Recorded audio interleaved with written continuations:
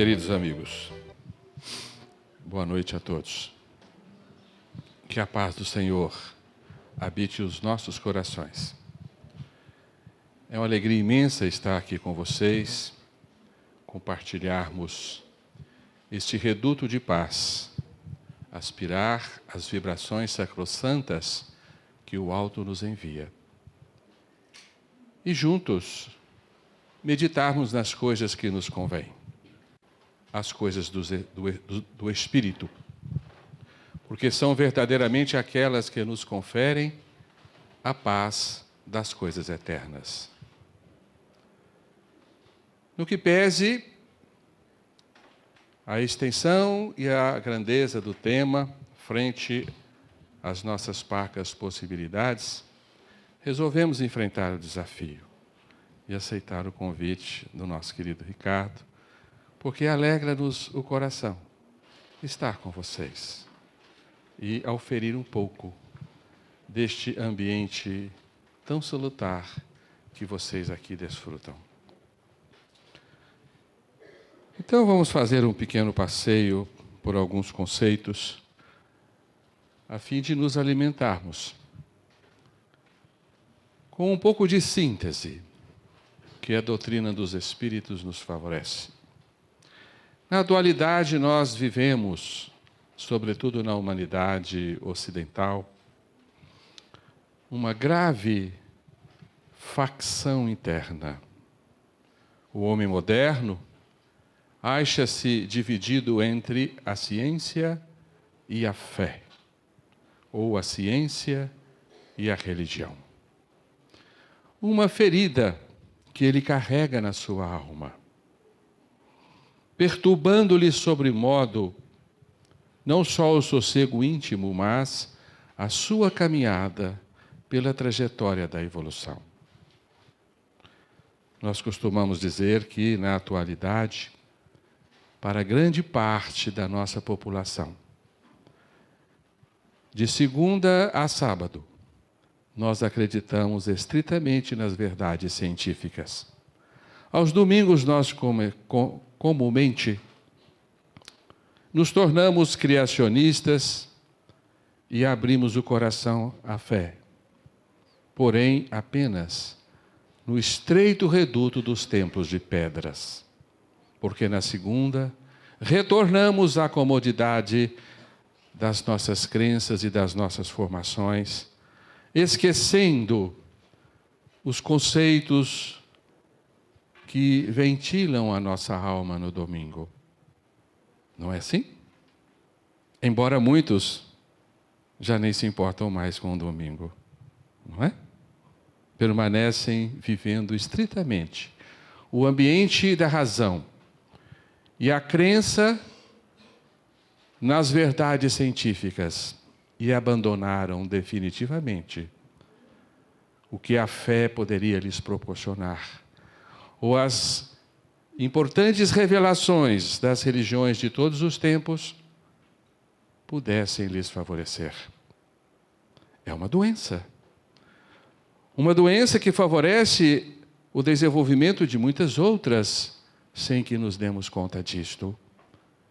Uma doença grave assola o coração do homem, que é o materialismo, que o faz crer que ele é nada mais do que um amontoado de células, permeando-o de angústias, por vezes intoleráveis, porque ele se crê filho do nada, produto do acaso e destinado ao vazio.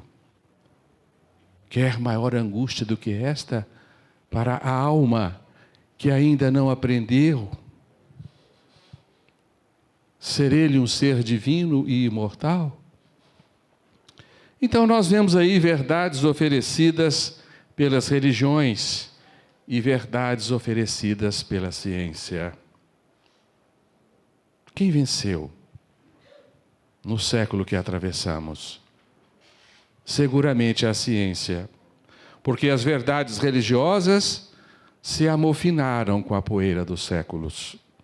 Não foram renovadas para atender à moderna mentalidade do homem do terceiro milênio. Portanto, as verdades científicas, produtos da observação e de rigorosas análises, são muito mais contundentes para nos convencer da sua realidade. Porque as verdades científicas nos produzem uma série de benefícios, levaram o homem à Lua e realizaram outras extraordinárias proezas que as religiões não puderam, infelizmente, acompanhar. Com isso sofre a alma do homem. Mas essa história começa bem atrás. Vamos retroceder ao dia 17 de fevereiro do ano de 1600, na velha Itália, em Roma. Era uma manhã de domingo. Dizem que nevava, fracamente, mas nevava. Fazia frio. Ainda assim a população acorre à Praça di Fiori, Praça das Flores, porque lá se daria um espetáculo inusitado. Sim, um homem comparece amordaçado e amarrado perante uma fogueira. Ele seria queimado. Como foi? No dia 17 de fevereiro do ano de 1600. O primeiro mártir da ciência, Giordano Bruno, depois de 7 anos de sofrer castigos inenarráveis nas masmorras romanas, sob o assédio de acirrado interrogatório, ele persistia, afirmando o que vinha apregoando. Era um monge agostiniano que se encantara com as ideias do Nicolau Copérnico, o famoso astrônomo, que aferiu medidas e concordou com Aristarco de Samos. Aristarco de Samos viveu no século II a.C. e já havia afirmado que a Terra é que girava ao redor do Sol. Ideias perdidas no tempo, mas o Aristarco de Samos retorna e reencarna na Polônia, na pessoa do Nicolau Copérnico, para novamente afirmar a sua verdade. Giordano Bruno, então, abre o seu adiantado pensamento às ideias de Copérnico e descobre que os luzeiros do céu são outros sóis, dizia eles. Ao redor desses outros sóis existem outros mundos. O universo é infinito e Deus coincide com a infinitude do universo. A Terra está a girar ao redor do Sol e não ao contrário. Aqui está uma representação do nosso Giordano Bruno e um de seus desenhos, em que os luzeiros espalhados pelo céu são sóis, e ele coloca aqui o mundo, a Terra, que está a girar ao redor do Sol. Eram ideias muito adiantadas para a sua época. Não estamos aqui para condenar instituições, evidentemente que não, mas para condenar-nos a nós mesmos em nossa imensa ignorância. Porque estávamos lá, certamente também para condená-lo, se assim pudéssemos. Não é verdade? Ele foi acusado de grave heresia, porque destituía o céu dos cristãos, tirava o trono de Deus. Foi o primeiro mártir da ciência. Morreu para semear-nos verdades importantes e indispensáveis ao nosso adiantamento. E para ferir-nos que as verdades religiosas precisam acompanhar a caminhada humana, passo a passo, em acordo com elas. Dizendo ao homem, não se detenha nos dogmas, porque os dogmas amofinam com o tempo, sofrem pela poeira dos séculos, E precisam ser renovados, porque nós somos caminhantes da vida. As nossas verdades todas são relativas, não temos verdades absolutas. Mas a teimosia do homem não tem tamanho. No dia 22 de junho de 1663, ainda na velha Europa, outro homem era condenado diante do Tribunal da Inquisição, perante os juízes inquisitoriais e do Papa Urbano VIII. Ali estava um senhor barbado, dotado de um olhar profundo, porém, uma das maiores inteligências daquela época, Galileu Galilei. Com a sua primitiva luneta, ele perscrutou as regiões celestes ao redor da Terra e constatou que Copérnico tinha razão.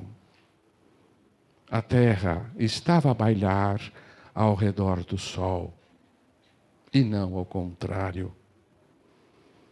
Ele publicara um livro nesta época, Diálogo dos Mundos, para provar que esse sistema era compatível com a realidade.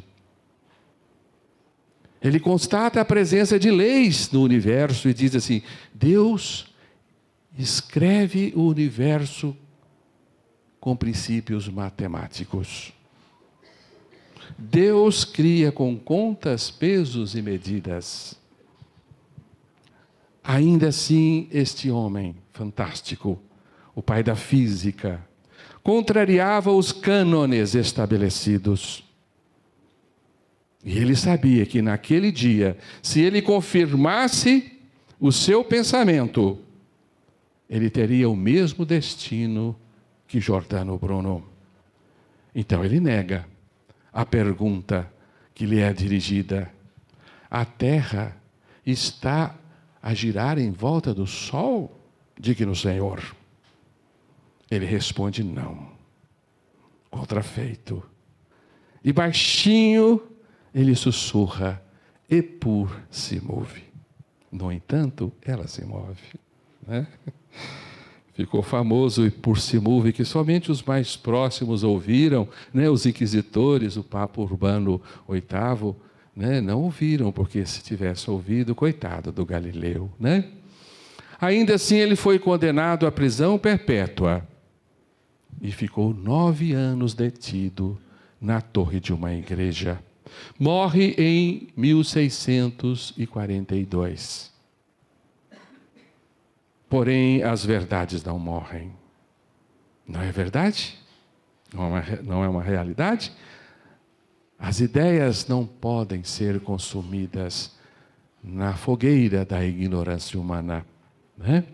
Em 1642, no mesmo ano que morre Galileu, nasce Isaac Newton na Inglaterra, com a missão de fundamentar no pensamento humano a realidade da ciência.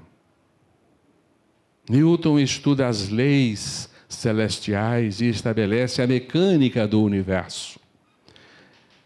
Agora, não há mais empecilhos para a caminhada da ciência.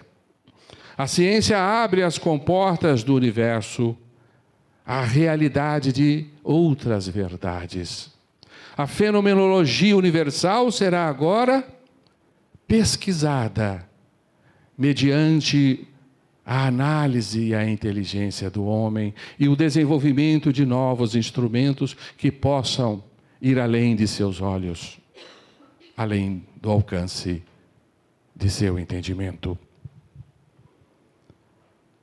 Aí sim, rompe-se definitivamente a fé e a razão. Estabelece-se uma dicotomia na caminhada humana, muito bem estabelecida pelo nosso Descartes, né?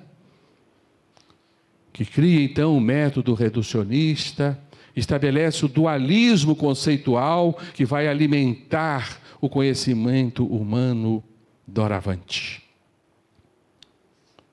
Deus agora não é mais aquele senhor autoritário sentado nas estrelas, caprichoso, exigindo a adoração humana e vigiando os nossos destinos. Deus agora é uma inteligência.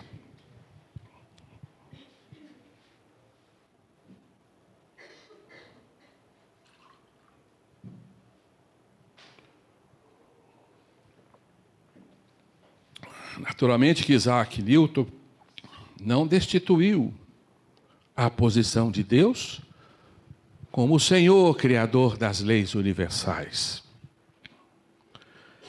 Mas os seus seguidores vão definitivamente abandonar esta hipótese para explicar a realidade. O primeiro que deixa bem claro isto é o chamado Newton francês, Laplace. Laplace publicou uma obra muito importante do ponto de vista da ciência, em que ele explicava o nascimento do sistema solar mediante a condensação de uma nebulosa e a formação dos planetas ao redor. Hipótese, naturalmente, viável e aceita até os dias de hoje. Mas o livro foi uma revolução na sua época. O imperador Napoleão tomou conhecimento da obra e estranhou um fato. E chamou Laplace até o seu trono para lhe perguntar: Laplace, onde está Deus em sua teoria? O Laplace, então, responde com uma frase que ficou famosa, porque estabelece, sim, a grande fenda entre fé e razão. Nobre imperador, não preciso desta hipótese para explicar o universo. Deus estava dispensado. O universo já não precisava de um criador. O universo se regia pelas suas próprias e automáticas leis. E isso bastava à mentalidade do século XVIII e XIX. E assim caminha o homem, criando os conceitos através de mentes extraordinárias que descobrem princípios e fundamentos da fenomenologia universal que não mais podem ser questionados. Avança rapidamente o pensamento científico, fazendo descobertas estonteantes, construindo máquinas surpreendentes que tanto auxiliam as nossas vidas. Mas o materialismo graça na mente humana como uma realidade a impregnar o coração de angústias e enrijecer os sentimentos humanos. Mas eis que o alto, sempre vigilante às nossas necessidades, sabe que o homem precisa de auxílio. Por isso, a cada época, nós recebemos entre nós missionários que aqui comparecem para endireitar os nossos caminhos e socorrer-nos em nossas muitas necessidades. Em meados do século XIX, como todos sabem, instala-se a codificação kardeciana para cumprir tarefas importantíssimas na evolução do espírito. E uma das tarefas excelsas: fundir fé e razão. Uma tarefa imensa, por que não dizer ingente, laboriosa, mas com a ajuda dos missionários do céu, dos agentes da luz, essas verdades se estabelecem e estão até então a serviço da nossa fé, para que nós possamos fazer a fusão entre ciência e religião. Esta é uma das principais finalidades que acreditamos justificar a presença do Espiritismo entre nós. Além, evidentemente, de nos descortinar os panoramas do invisível, descrever-nos a realidade do além, estudar-nos a possibilidade da intercomunicação com o outro mundo. Mas assim a doutrina dos Espíritos nasce imbuída desta missão grandiosa: tornar a fé do homem compatível com os conhecimentos científicos. Por isso Kardec deixa-nos aquela frase famosíssima: fé inabalável, somente aquela que pode enfrentar a razão em todas as épocas da humanidade. A fé raciocinada, né?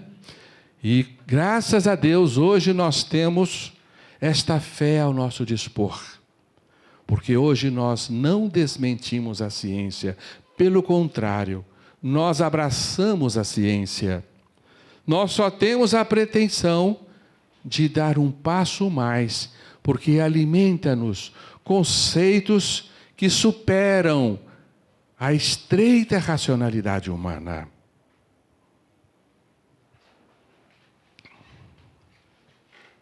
Então vamos percorrer rapidamente, sucintamente, algumas das concepções que a doutrina espírita nos favorece e que nos abrilhantam, ajudando-nos a compreender um pouco mais da realidade em que estamos imersos, ajudando-nos a entender um pouco de nós mesmos e do universo em que respiramos. Enfim, apaziguando-nos as angústias das grandes interrogações que ainda assediam o homem. Quem somos? O que somos? O que fazemos aqui? De onde viemos? Por que vivemos? E para onde vamos? Espiritismo e cosmologia moderna. O que a ciência espírita contribui para o conhecimento da moderna cosmologia? Pobre homem do século XX e início do século XXI, que ainda acredita que no princípio havia o nada, e o nada explodiu, e o nada tudo criou, e o nada nos fez tal qual somos. Uma fábula, mas a ciência quer que acreditemos nesta fábula. As mentalidades do futuro, ao olharem para os nossos dias, irão rir de nós, porque acreditamos nisto. Conhecemos um caso verídico, uma criança entre 5 e 6 anos. E o pai lhe pergunta: meu filho, quem criou o universo? E ante o silêncio do menino, o pai diz: Deus criou o universo, evidentemente. O menino, sorrindo, diz assim: pai, deixe de ser bobo. Quem criou o universo foi o Big Bang. É a realidade dos nossos dias. É o que os nossos filhos aprendem. Não é? Mas nós somos mais espertos um pouquinho, né? Sabemos que o nada, nada pode.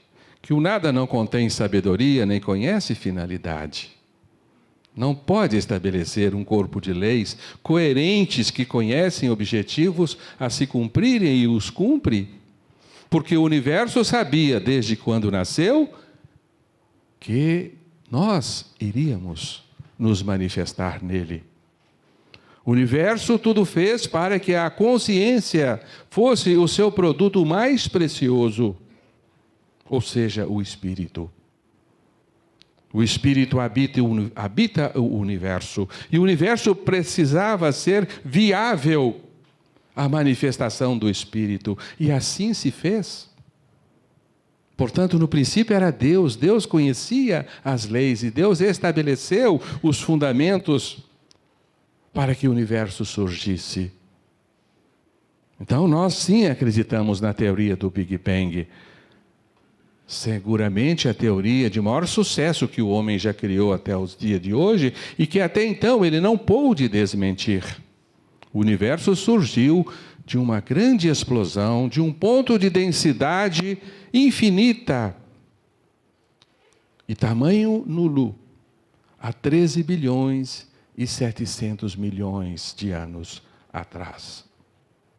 Sim, nós estamos de acordo com isto, mas as leis divinas estavam ali presentes para orientar esta formação e fazê-la com que ao longo do tempo ela criasse a realidade que hoje nos alberga. Porque ninguém sabe dizer, por exemplo, por que a massa do próton é cerca de 10 mil vezes maior do que a massa do elétron. Mas o elétron tem exatamente a mesma carga elétrica do próton. As medições precisas das ciências que conseguem medir essa mínima potência, medem dezenas de casas, além da vírgula, medem, e a do elétron vai acompanhando a do próton, são exatamente iguais. Quem foi falar para o elétron que ele deveria ter a mesma carga elétrica do próton? Porque se houvesse a mais infinitésima diferença entre as duas cargas elétricas, o átomo não seria uma entidade estável. E o universo não seria o que é. Por que exatamente as massas se atraem na razão direta de seus pesos e na razão inversa do quadrado de suas distâncias? E esta tem que ser a lei. Com esta precisão matemática, quem estabeleceu este corpo de leis no universo? A ciência não pode responder a essa interrogação. Inclusive, a ciência se vê com uma grande dificuldade, porque ela determina princípios matemáticos na regência das leis, ela faz formulações matemáticas que expressam leis. Portanto, as leis são inteligentes, são precisas, são matemáticas. Mas por que o universo se inscreve em leis matemáticas? Pelo que eu saiba, a matemática só é possível como expressão da inteligência. Um cachorro não sabe matemática.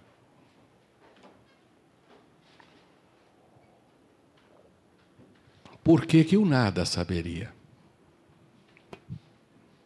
Não é verdade? Então existe uma consciência cósmica que orienta toda a fenomenologia do universo. De forma que, ao longo do tempo, à medida que os corpos se formam-se as grandes galáxias, protogaláxias, depois a gerar sóis e mundos, né? Dentro dessa extraordinária estrutura, nós identificamos aqui a presença de uma causa. E se o efeito é inteligente, a causa é também inteligente. Aprendemos de Kardec. Não há efeito sem causa, evidentemente. Portanto, Deus se estabelece como quer o Livro dos Espíritos, a inteligência suprema do universo. Na sua concepção não antropomórfica, evolui-se o conceito de Deus. E Deus agora coincide com a ciência. Por isso nós damos, de certa forma, damos razão aos homens da ciência que negam Deus. Porque o Deus que eles conhecem é o Deus arcaico das velhas teologias medievais. Este Deus, evidentemente, não tem identidade com a ciência. E possivelmente nós, se não fôssemos espíritas, talvez não acreditássemos em Deus. porque não aceitamos mais esta imagem que a tradição ocidental nos confere do Criador. Um Senhor sentado nas estrelas, um homem agigantado. Mas vamos seguir. Vamos verificar um pouco mais em outros panoramas da ciência se a doutrina dos Espíritos nos favorece com a compreensão da realidade. Até há pouco, a ciência se dava o direito de negar tudo aquilo que estava além da capacidade de análise humana. O invisível não existia, porque o invisível não poderia ser detectado por instrumentos laboratoriais. No final do século XIX, a ciência chegou ao absurdo de afirmar que faltava muito pouco para compreender o universo. Kelvin, famoso cientista inglês, no ano de 1999, nas portas do século XX, ele chegou a fazer essa afirmativa na Sociedade Real de Ciência de Londres, que faltava pouquíssimo para a ciência dominar todos os fenômenos do universo. E Laplace também havia formulado que, dentro em breve, o homem chegaria à compreensão de todos os fenômenos universais e iria controlá-los. O que se convencionou chamar o demônio de Laplace, porque tinha a pretensão de Lúcifer, né? De dominar o universo a seu bel prazer. Mas o século XX desperta com uma missão, com outro destino. Ensinar ao próprio homem que a realidade vai muito além dos seus olhos. De forma que, ao final do século XX, o homem faz uma das maiores descobertas que o próprio homem realizara: a descoberta da sua ignorância. Ele não pode explicar o universo. A física quântica entra na intimidade dos rodopios atômicos e divisa ali a imprecisão, a incapacidade de penetrar com seus instrumentos e com a sua análise na fenomenologia do intimamente pequeno. Os telescópios que o homem lança no espaço, Hubble, perscrutam o infinito, descobrem 200 bilhões de galáxias no nosso universo, mas as origens perdem-se na noite dos tempos. O homem não pode explicar a sua própria realidade. Ele agora se depara com uma questão intrigante que nós achamos muito importante. A ciência hoje nos diz assim: o nosso universo está feito de 73% de uma energia que ele chama energia negra, e que a ciência sabe da sua existência, mas não se dá conta da sua expressão. Ela não consegue ainda aferir esta energia.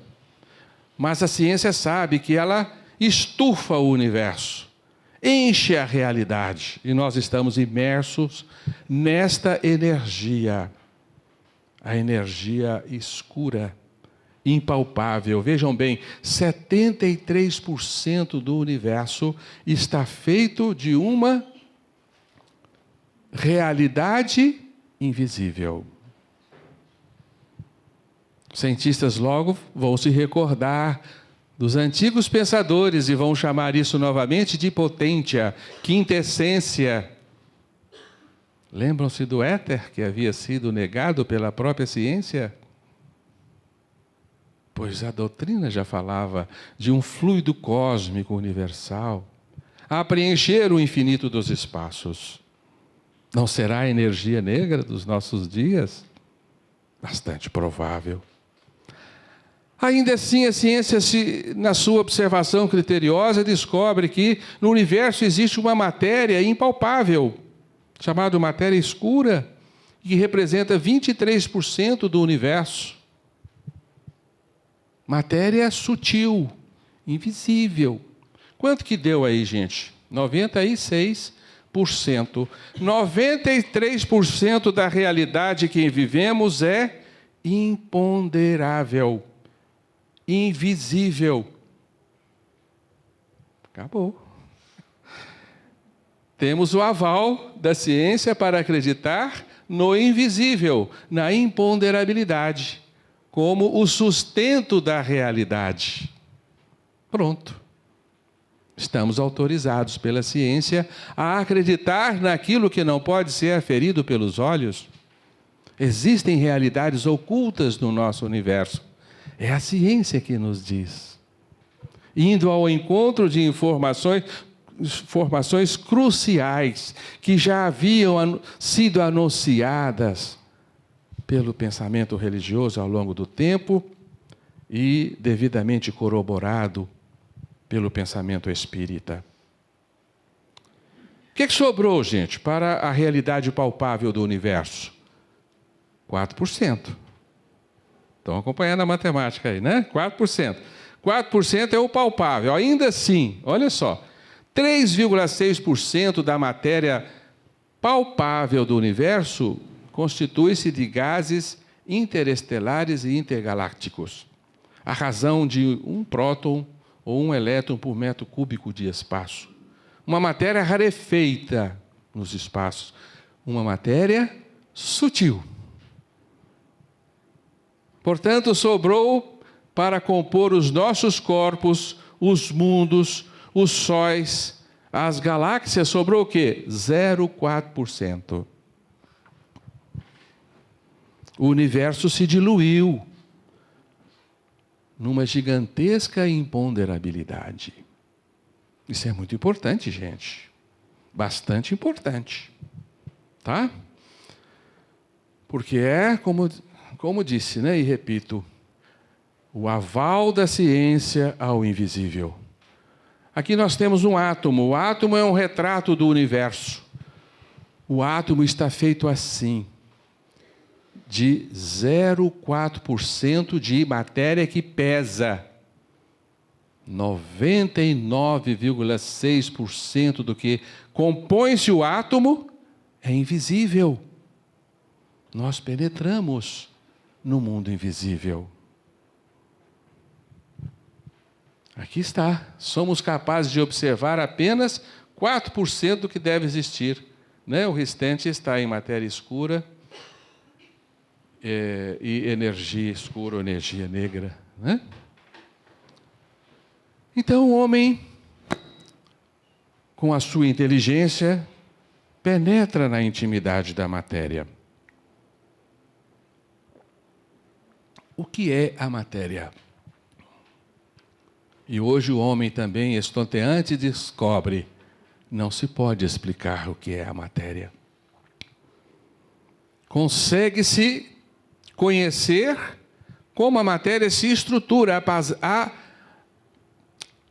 partir de determinado ponto de suas manifestações. Mas na sua intimidade não se sabe do que, enfim, a matéria está feita. E a ciência hoje sabe que a matéria nada mais é do que um rodopio de energias. Energias que não têm peso e não têm medidas. A matéria é um lago de ondas. Portanto, nós humildemente temos que aceitar os conceitos lançados precocemente pela revelação espírita. Fluidos condensados, na linguagem ainda exígua do século XIX, nós não poderíamos entender coisas diferentes. Vocês sabem o que é esta gravura aí? Ninguém pode imaginar se não a conhece. Não é? Sabe o que é isso, gente? Uma gravura extraordinária, produzido pelos laboratórios da IBM, num microscópio chamado de tunelagem, que eu não sei explicar o que é. Mas esse fantástico microscópio fotografou um anel feito de 56 átomos de ferro, que foi depositado sobre uma placa de cobre. A placa de cobre reverbera como se fosse um lago. Portanto, se eu dou um toque nessa mesa aqui, eu produzo ondas como se fosse um lago, mas não posso perceber essas ondas. A realidade concreta se desfaz aos atônitos olhos do homem moderno. Fluidos, podemos dizer, né? Condensados, né? Portanto, a natureza da matéria, já nos diz a ciência, é uma onda. Aqui temos a matéria, uma onda que se distribui ao infinito. E o que chamamos peso e massa nada mais é do que o espaço x1, x2, de uma onda imprecisa, que extrapola os seus limites. Aqui temos uma representação gráfica de um elétron. Ele se distribui e se dilui ao seu espaço, formando assim uma nuvem de eventos, o evento quântico, que se mistura com o próprio espaço ao seu derredor. A matéria se dilui. O universo perde a sua concretude. Tudo agora é diáfano. Tudo agora é sutil. Esse é o sentido da evolução humana, não é? Tudo está se sutilizando, não é verdade? Assim como os seus próprios conceitos, né? As próprias máquinas humanas perdem aquele caráter robusto e grosseiro das máquinas a vapor, com suas imensas engrenagens, né? As engrenagens hoje são digitais, não é assim? Vocês viram o aparelho de som que sumiu? Tem nada que roda mais, né? Não é verdade? Sim. Dinheiro sumiu também, ninguém vê o dinheiro mais, né? Um pulso para cá, impulso para lá, né? Ainda assim você se considera rico, que tem muito dinheiro no banco? Tem impulsos digitais, né? O mundo se sutilizou, né? Nós estamos caminhando para a era do espírito. Passamos da era da matéria bruta para a era da energia, né? Vivemos na era da energia, né? Então nós estamos de acordo com o que nos ensina Einstein, né? Podemos então considerar a matéria como sendo constituída por regiões do espaço, nos quais o campo é extremamente intenso. Não há lugar nesse tipo de física para campo e matéria, pois o campo é a única realidade. O que é o campo? Quem o criou, de onde ele vem? Como que ele se expressa e por quê? A doutrina espírita vai nos responder.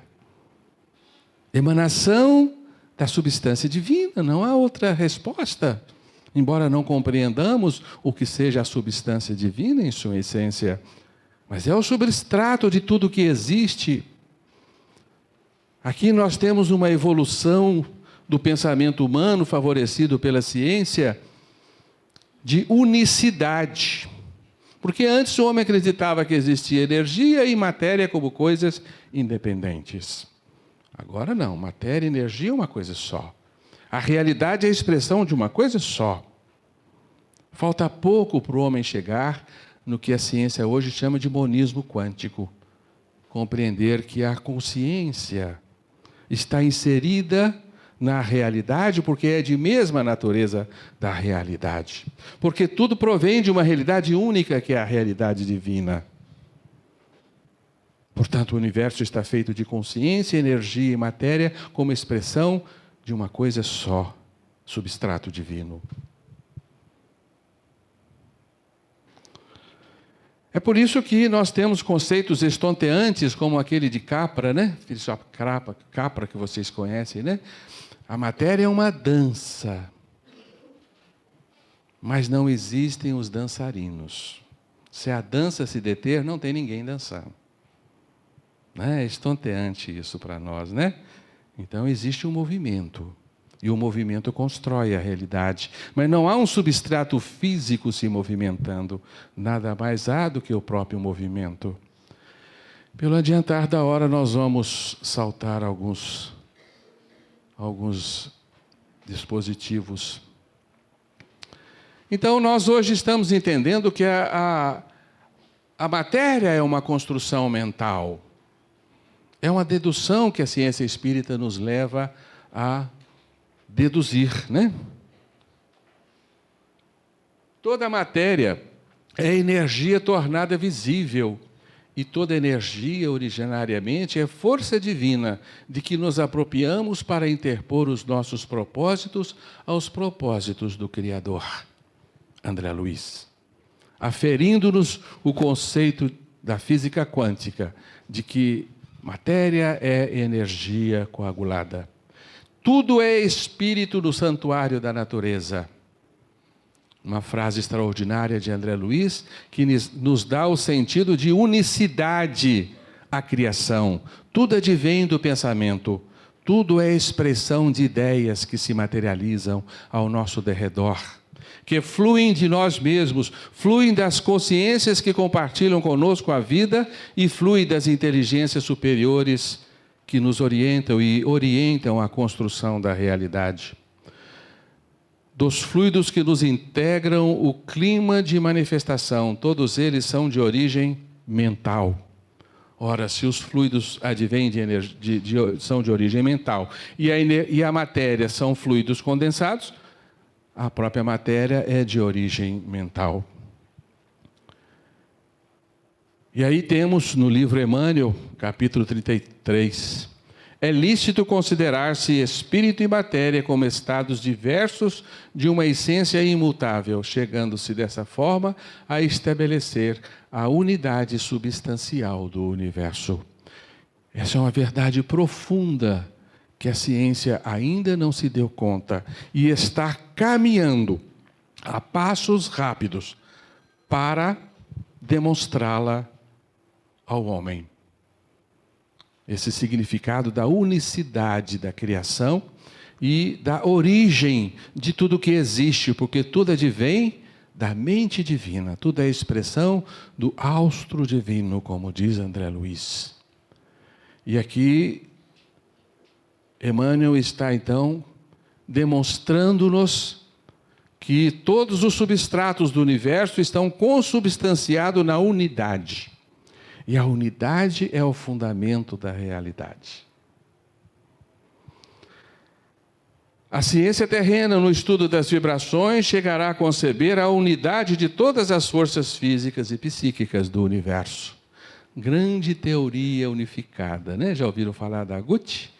Que os cientistas procuram avidamente, dizem que Einstein, né, desencarnou, ansioso por encontrar essa grande teoria unificada, né?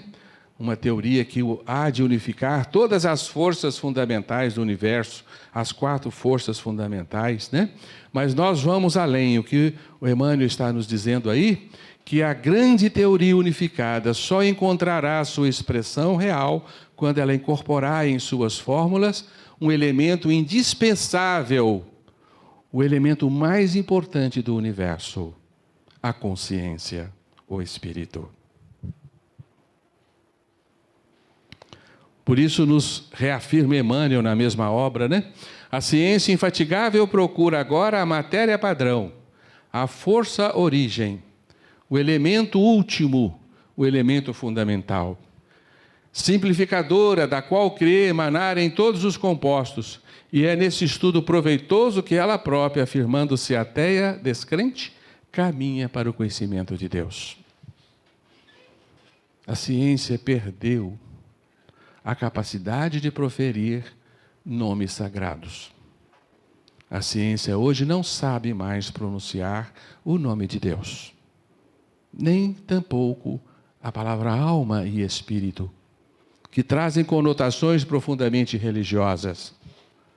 Mas a ciência terá que fazer as pazes com o sagrado, se quiser caminhar rumo à compreensão da realidade em que estamos. Porque a nossa realidade é eminentemente sagrada. Será que nós podemos compreender a realidade que vivemos dentro de concepções modernas da física quântica? A física quântica já entendeu, né? Que os espaços estão quantificados.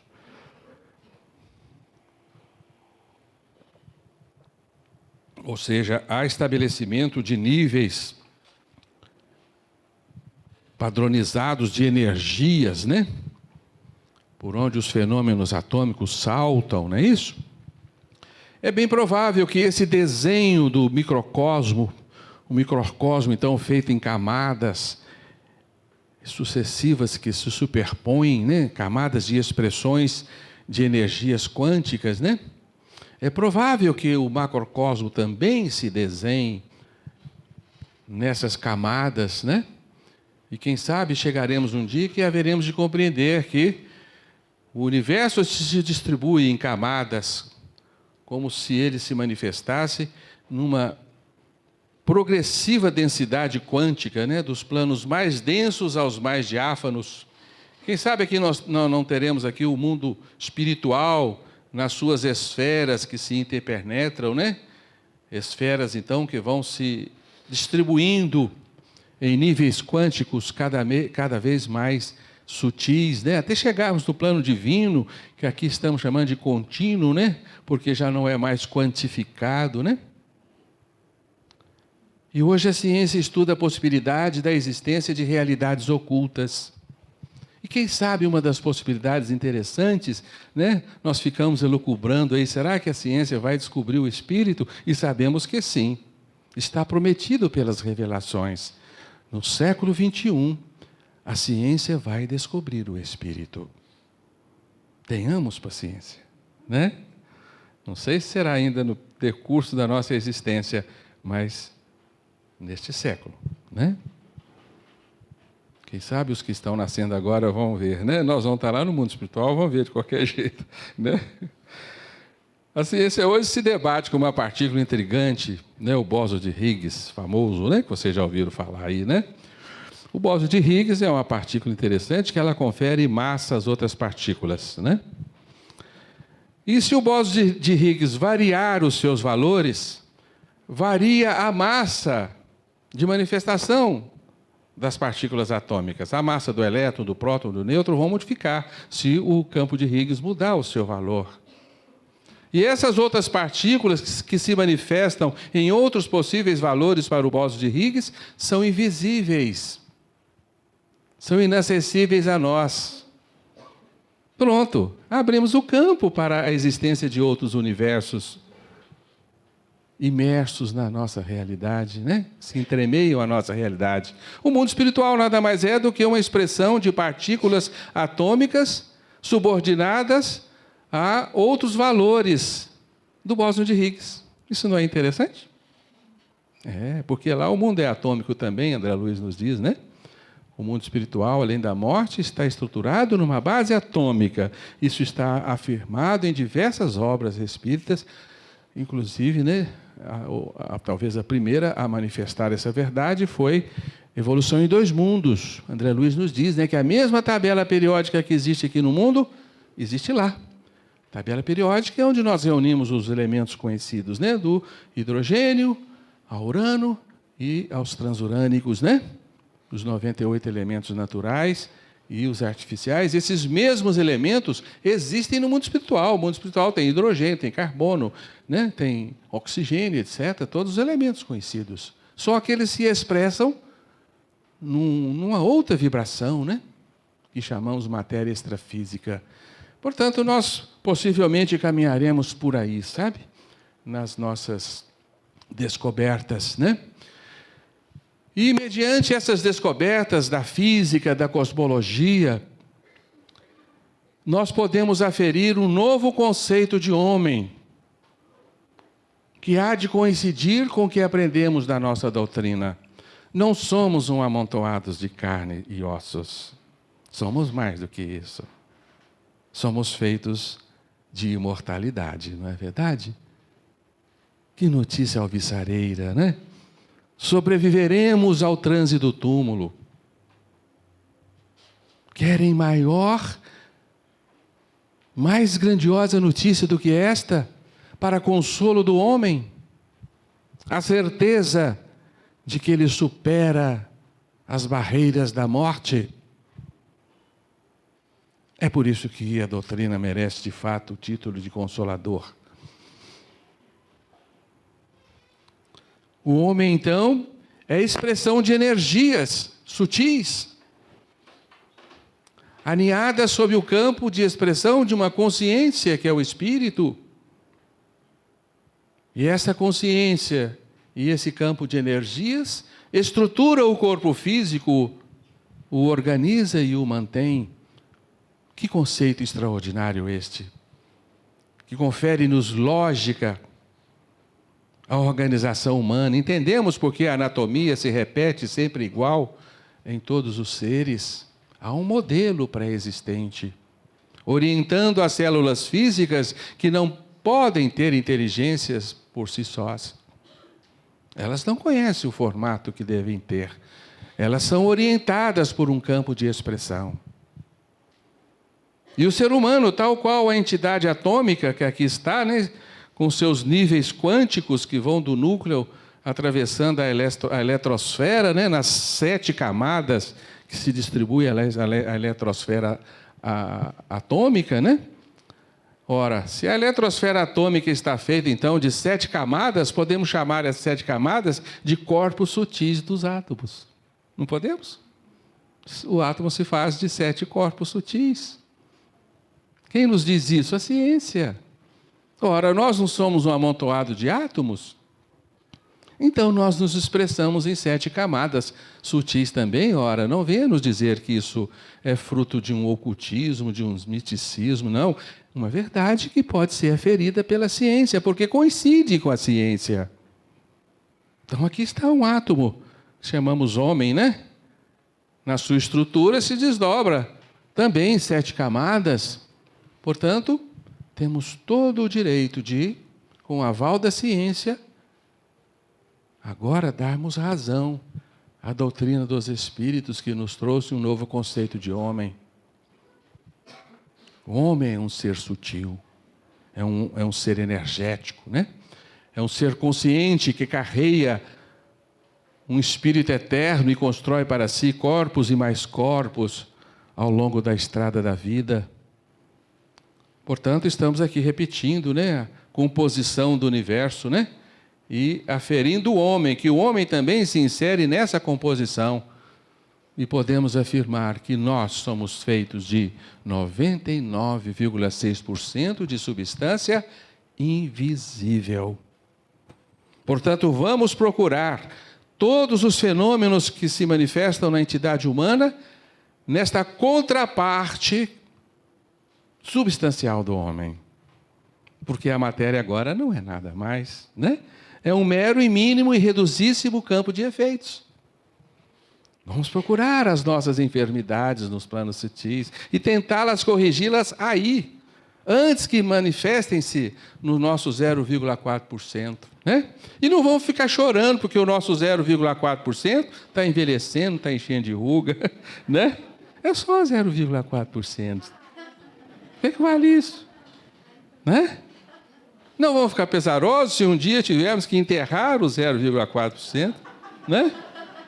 Como vamos fazer? Nós não, porque vamos nos enterrar, né? Mas é só 0,4%. Como 99,6% não há de sobreviver? Se a grande lei do universo é a lei de conservação de energia, não é? A energia não se destrói, se transforma. Pronto. A imortalidade torna-se uma verdade científica, né? Espiritismo e evolução.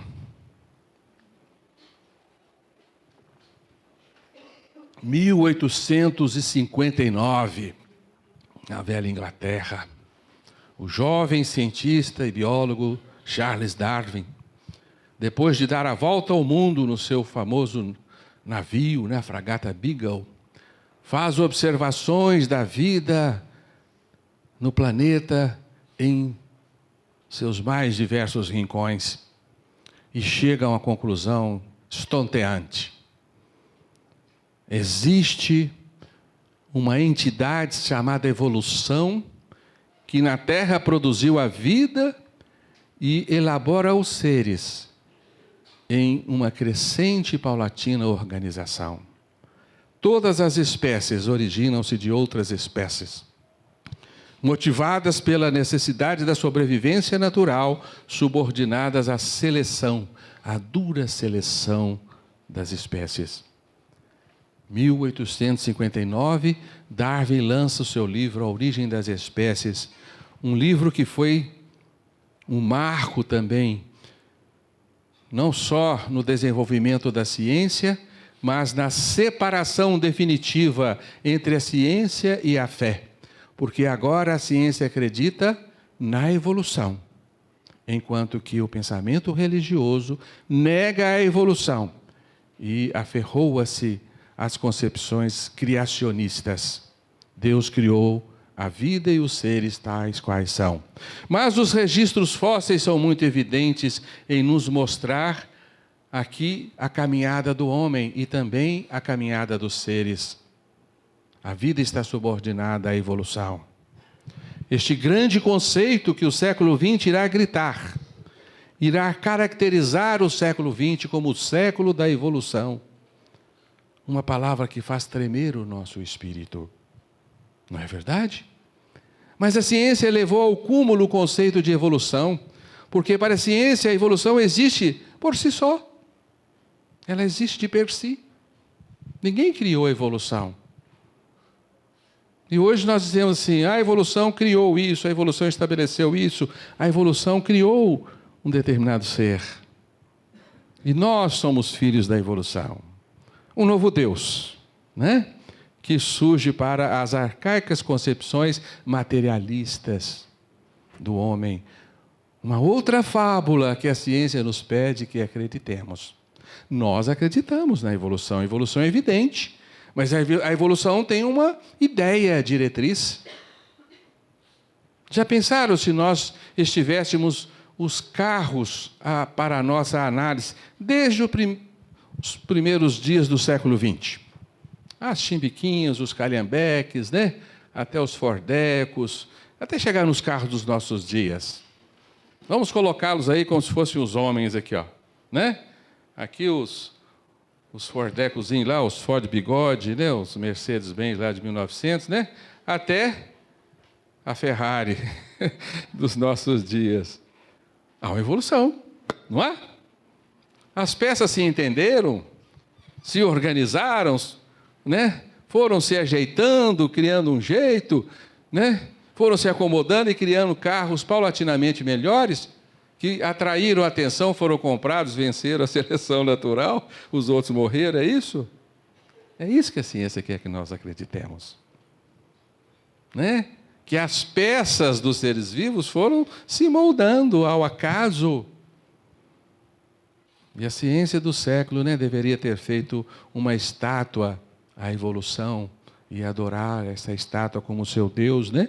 Um dos deuses do século XX, porque tem outros, né? Tem o caos, tem o nada, né? São deuses do século XX. Nós vamos ver um outro aí a seguir, né? E o que é que o Espiritismo nos apresenta? Vejam bem, Darwin, 1859. Quando é que foi lançado o Livro dos Espíritos? 1857. 2 anos antes. O pai da evolução é Kardec, não é Darwin. Porque Kardec já nos apresenta a progressão das almas, a lei do progresso, que é lei de evolução, com uma das realidades do nosso universo. E o Livro dos Espíritos vai além. Quem que está em evolução? É a matéria de per si? Não, é o espírito. O espírito é que carrega a evolução, ele é o artífice da evolução, ele é que cria corpos paulatinamente melhorados. Mediante a inteligência divina que o serve, ele vai então imprimindo, né, uma maior complexidade, uma maior ordem aos seus corpos ao longo do tempo, né? Conferindo assim uma lógica à evolução. Porque nós acreditamos piamente que somente a inteligência pode produzir efeitos inteligentes. A evolução é um efeito inteligente, então ela é produto de uma inteligência que a move. E assim, a evolução adquire uma coerência com o ensinamento espírita, ao aprendermos que as almas dos seres vivos, de todos os seres vivos, estão em evolução. E assim os corpos são carreados na linha do tempo, né? E paulatinamente sujeitos a um processo de melhoria, graças às leis da evolução inseridas na intimidade do espírito. Aí sim, a evolução se torna maravilhosa aos nossos olhos. Nós aplaudimos Darwin, mas completamos Darwin. Completamos a evolução dos corpos com a evolução das almas. A ciência haverá de chegar a estas deduções, né? Porque já falamos com vocês, a matéria é 0,4%, os 99,6% é que carrega a matéria, não é? Pronto. Está estabelecido aí, né? Saltemos aí, né? Porque o tempo já lá vai rápido, aí temos duas beldades famosas, né? A Lucy e a Arde, né? Dois protótipos humanos, né? Dois hominídeos, dois ptecântropos de 4 milhões e 3 milhões de anos, né? Vamos partir para uma outra temática, antes que o tempo nos faça encerrar o assunto. Espiritismo e genética. O DNA, a expressão do gene, foi outro grande Deus do século XX, não é? O homem também esqueceu de fazer uma estátua ao DNA, né? Porque ele, em uma época, acreditou que se ele era bonito ou feio, né? Burro ou inteligente, alto ou baixo, loiro, né? Gordo ou magro, bom ou mal, feliz ou infeliz, né? Dotado de complexo ou equilibrado, tudo era fruto do seu DNA, né? Até que a própria ciência descobre, né? Através do projeto Genoma, né? Que existem questões não respondidas na genética. Por exemplo, o código genético do chimpanzé é da ordem de 99,4%, desculpem, idêntico ao genoma humano. Ou seja, apenas 0,6%, não é isso? 0,6% difere o código genético do chimpanzé do homem. Ora, é uma diferença mínima para explicar a tamanha distinção entre um ser humano e um macaco. Essa diferença não explica a inteligência do homem. Não explica o fenômeno humano em toda a sua extensão e toda a sua riqueza. A complexidade dos seres humanos não se explica pela genética, e a ciência agora deve juntar esforços para procurar onde está a complexidade humana. Quem nos falou isso foi Francis Collins, chefe do projeto Genoma. Ao compreender que os nossos códigos genéticos detêm uma capacidade extraordinária de conter informações, mas basicamente o genoma ele contém o desenho de 33 mil tipos de proteínas. Mas hoje nós se sabe que 33 mil tipos de proteínas não é suficiente para construir o edifício humano. O edifício humano se faz com cerca de quase 3 milhões de tipos de proteínas. Onde estão os desenhos das outras proteínas? A ciência chama isso de proteoma. A ciência não sabe onde está o proteoma. Onde é que está o proteoma? Vocês sabem. No espírito. Na memória do espírito. Na inteligência que ele carrega, servido pela inteligência divina. Nós somos dotados de fantásticos poderes inimagináveis. o código genético é um mero rascunho para se produzir seres vivos. Os mais antigos aqui vão saber o que estou falando. O código genético é o Altezec. Alguém lembra o que é Altezec? É do tempo do DOS, ninguém sabe o que é isso. Ninguém sabe mais o que é isso, né? É um conjunto de programações já pré-estabelecidas para que as coisas a partir dali se desenvolvam. Tá? São recursos mínimos de computação para que o computador reconheça os seus componentes e comece a funcionar. Né? Isso antigamente chamava Altezec, não sei se ainda existe isso. Né? Tá certo? Então, a ciência espírita nos afere os limites da genética e nos ensina que a genética não vai estabelecer uma raça humana perfeita na Terra. Porque enquanto o homem for o que é, ele não irá merecer um código genético perfeito. Enquanto ele for o que é, ele irá radiar as suas intenções para o seu genoma, destruindo ligações, produzindo malformações, segundo as suas necessidades evolutivas. Portanto, nós temos a carga genética que merecemos, com seus defeitos e suas qualidades, né? Mas a genética nada mais é do que um recurso disponibilizado pela inteligência divina a serviço do espírito no processo de reencarnação. É um chip biológico, onde o espírito grava informações, para que uma vez que ele retorne à carne, ele encontre essas informações básicas. Nada mais do que isso. Portanto, a ciência tem que questionar quem gravou essas informações inteligentíssimas nesses átomos de carbono, hidrogênio, oxigênio, nitrogênio e fósforo, que são os átomos do DNA, né? Quem que ordenou essas moléculas numa ordem extremamente inteligente? A inteligência do espírito. E assim o espiritismo nos ensina a entender a genética. A mediunidade pode ser vista como um fenômeno científico? Sim, estamos chegando lá rapidamente. Eis aqui um experimento interessante de Jacobo Zilberboom, da Universidade Nacional do México, realizado em 1994. Ele colocou 2 indivíduos em 2 gaiolas de Faraday, né, que são gaiolas que isolam, né, eletromagneticamente o indivíduo. 2 indivíduos sintonizados, afinizados e distantes, evidentemente, um do outro, né, e colocou eletroencefalograma nos 2. E em uma das cabines acendia uma luz forte. Naquele instante que acendia aquela luz forte, o eletroencefalograma registrava uma alteração, evidentemente, do indivíduo que enxergou a luz. Potencial evocado é chamado isso.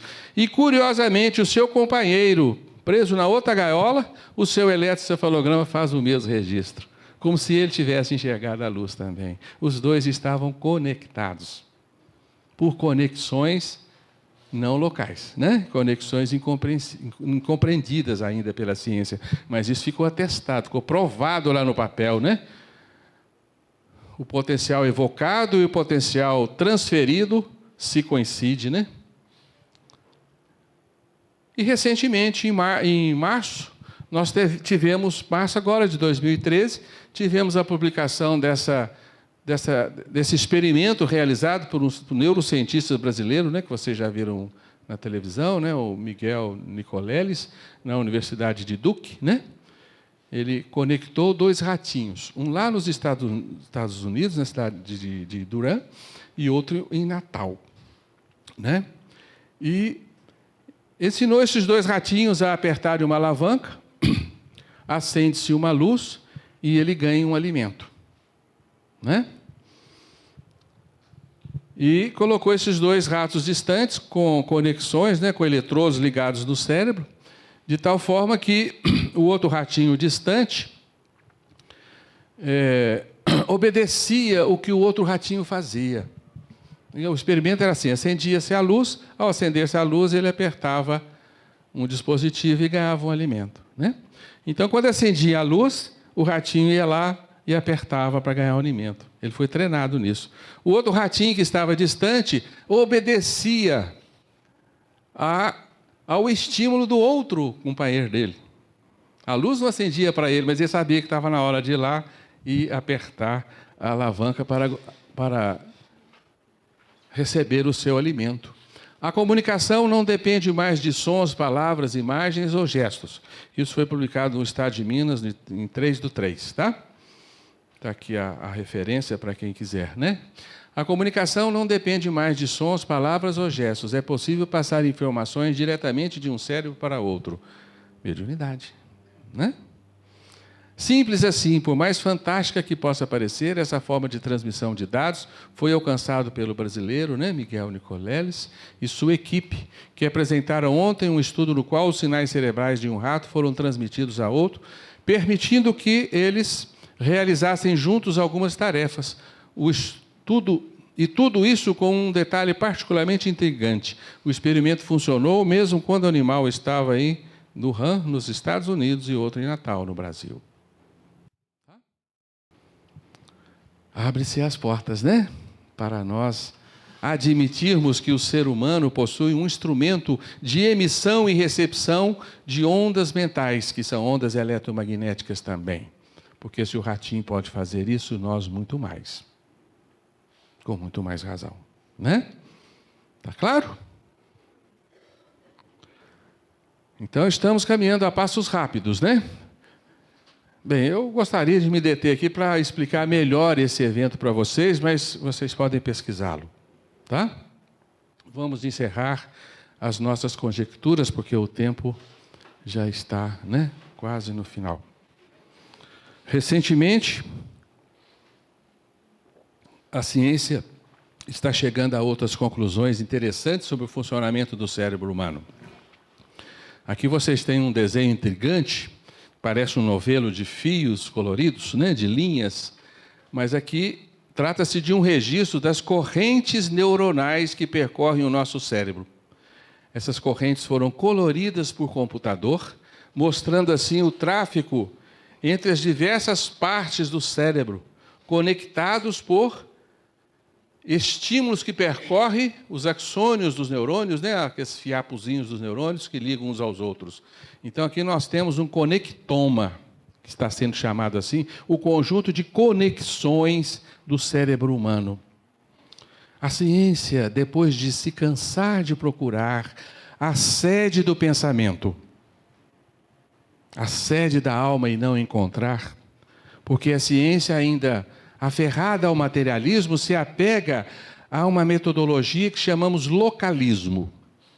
É um raciocínio muito, eu digo, pueril da ciência. Porque se a ciência identifica um órgão, um conjunto de células que produz determinado fenômeno, ela diz, esse fenômeno tem a sua origem ali.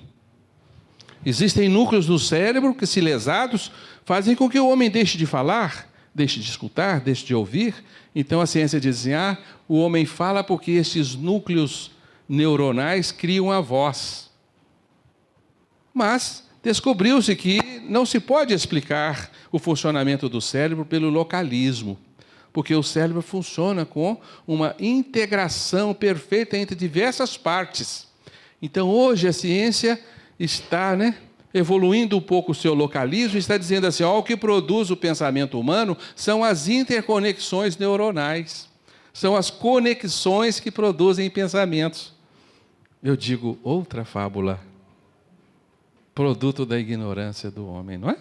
Nós somos produzidos por interconexões? Claro que não. Quem produz as interconexões? Quem que estabelece o trânsito perfeito entre um estímulo que nasce e o seu destino? Tem que haver uma entidade aí, não tem?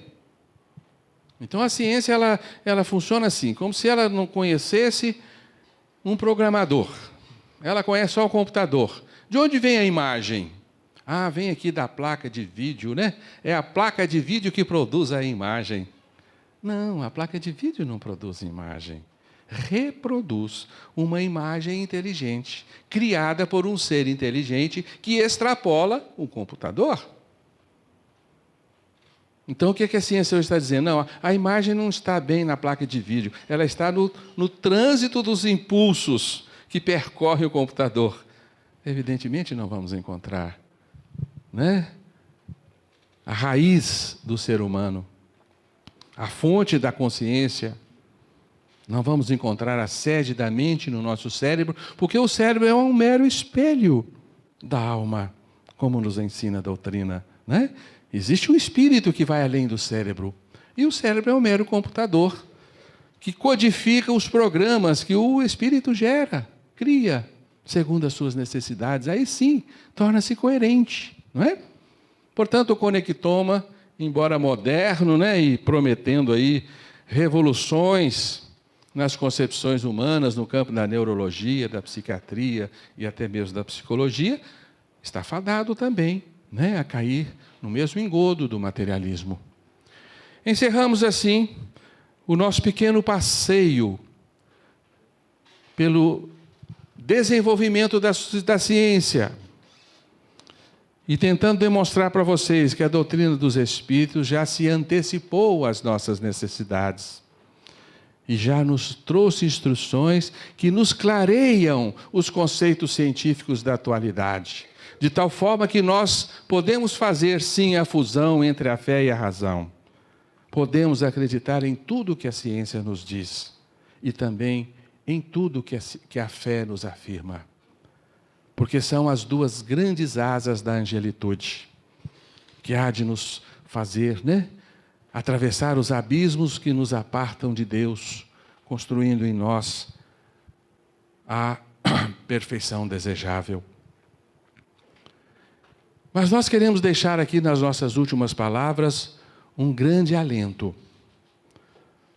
O alento que o Espiritismo nos acena. O Espiritismo, além de iluminar a ciência com as luzes da realidade espiritual, ela nos acena com outra verdade. A de que nós não iremos a lugar algum nesse universo, senão consubstanciarmos todas as nossas descobertas e todas as nossas ações, a nossa elevação moral. E a moral agora torna-se um quesito científico e uma necessidade imperiosa para a caminhada humana. Portanto, a ciência tem um encontro marcado, num futuro próximo, com este homem aí, ó. É uma das possibilidades, né, da sua apresentação, né? Claro que vocês sabem de quem estou falando, né? Jesus. E chegará um dia que nós falaremos de Jesus com quesitos de ciência, e o Evangelho tornar-se-á uma verdade científica. Eis, para mim, o maior feito que os Espíritos vão realizar no mundo.